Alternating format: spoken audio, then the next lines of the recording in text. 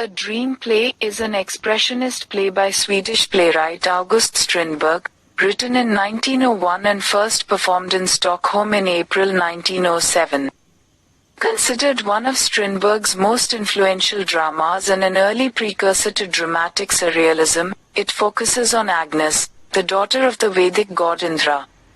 She descends to earth to look in on the problems of ordinary human beings.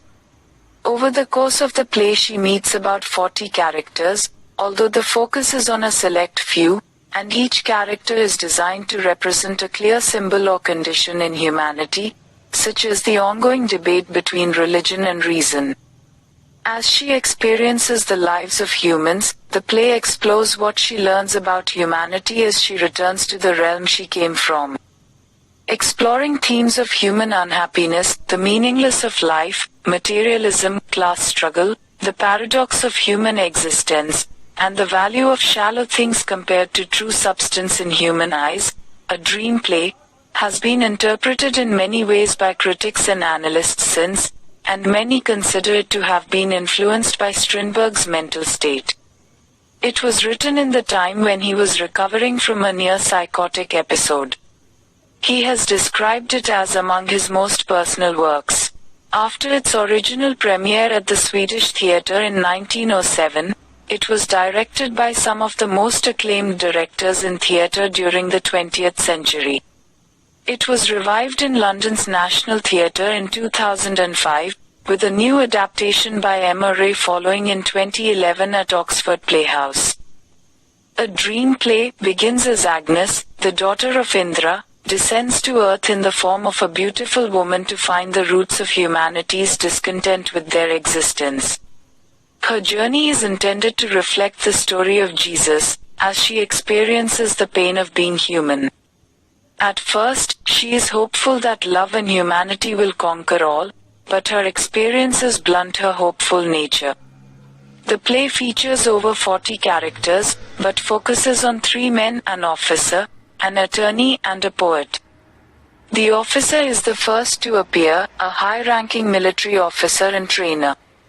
Although he begins the story as a young, energetic soldier who takes great pride in his work, he eventually turns into an aging, tired, sloppy man who never settles down with a woman and spends a lifetime waiting for his dream lover, opera singer Victoria, to love him back.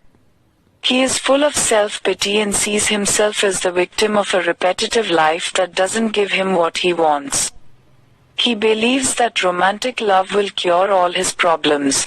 He meets Agnes while she is in the role of a maid and takes her to Fairhaven, a romantic paradise. However, along the way he is detained and winds up in Foulstron, a terrible place that resembles hell. He constantly fails to find the idealized love he is seeking and represents the failure of romanticism. The second major character is the attorney, who appears as a disgruntled and tired man. He spends his whole life advising the poor and helpless, and this gives him a constant familiarity with the cruel nature of humanity. He is a haggard, sick man, and he reaches an all-time low when he is denied a doctorate by an elitist academic institution. Agnes comes to see him as a martyr, a parallel to Jesus who suffers rejection because he champions the rejected. Unlike the officer, he is not an idealist, he is a realist who sees humans as flawed creatures who are trapped between commitments to awful duties and their desire for something more.